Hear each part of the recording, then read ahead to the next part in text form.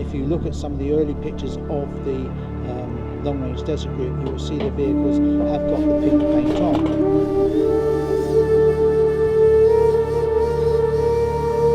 Pores of the canvas, then you'd fill it up with water and it would slowly weep through the pores, the weave of the canvas.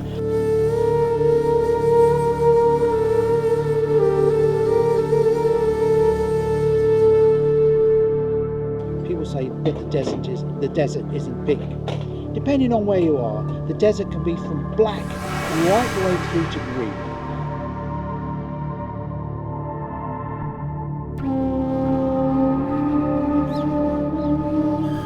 We then said, okay, so we took a sip of water, offered it to him again. He refused the water.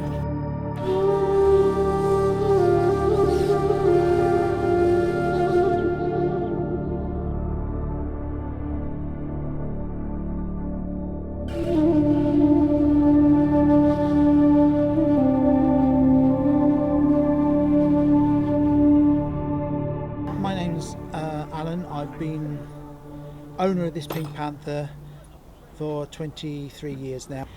We are displaying here for Help for Heroes. It's a big convoy going on tomorrow, and we are very, very pleased to turn up and support our service friends. I was in the service myself. I was 22 years in the QGGs, Queen's Dragoon Guards, and then also I've worked as a civil servant with the military. So I've got a lot of friends that I know need the help, and this is why we're here, Help for Heroes, and all of us here are gladly giving our time and our work through the winter to get our vehicles ready for things like this.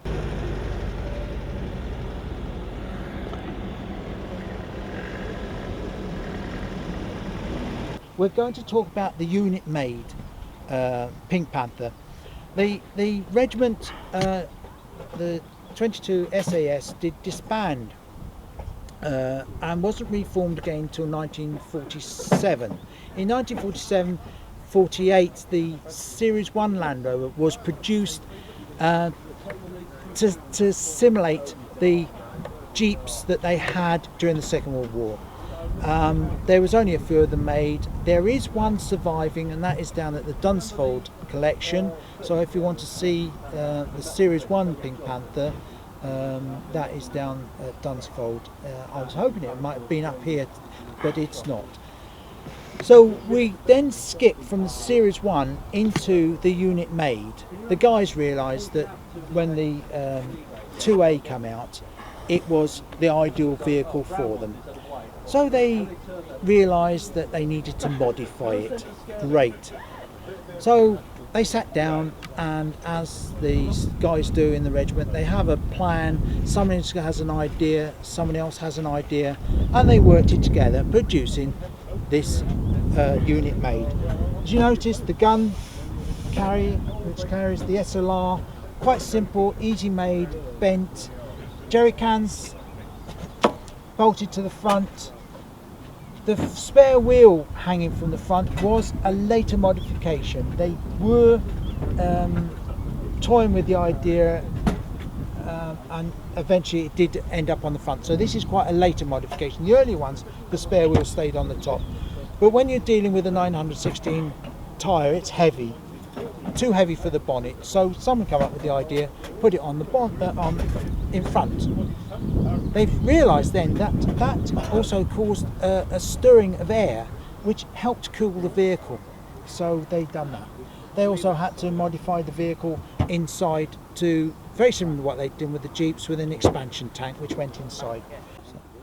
Okay, here we have the GPMG. It's on the early gun mount, which was akin to the Bren from the earlier vehicles of the Jeeps era. Very simple setup, but it took the Gympie without any buffering, and there was so it did shake the vehicle a bit. We go on back through the vehicle. The idea of the jerry cans having to be thrown off under air attack had now come into it being, and these were tied to the side.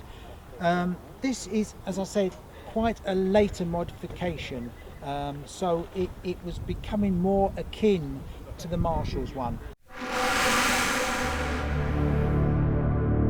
Okay, spotlight. Here we have the spotlight, which is good for catching rabbits. Realizing that we needed more illumination sometimes, and dazzling the enemy. They've found out that what they call white light dazzle. If you've got enemy that's got white light shining in their eyes, it causes confusion. So we had the white lights fitted to assist in catching rabbits. This vehicle is also fitted with the twin fuel tanks that come into place because they realised then that they needed the distance. So this vehicle is fitted with 2 RL Bedford fuel tanks, which was readily available and easy to fit, so giving its extra range. Going on back, it's had its extra seats put on because they said that although it's a crew of 3, they might have to pick up people from other vehicles or take specialists in to drop off somewhere else. So they was get extra seating, which sits on the top of the extra fuel tank.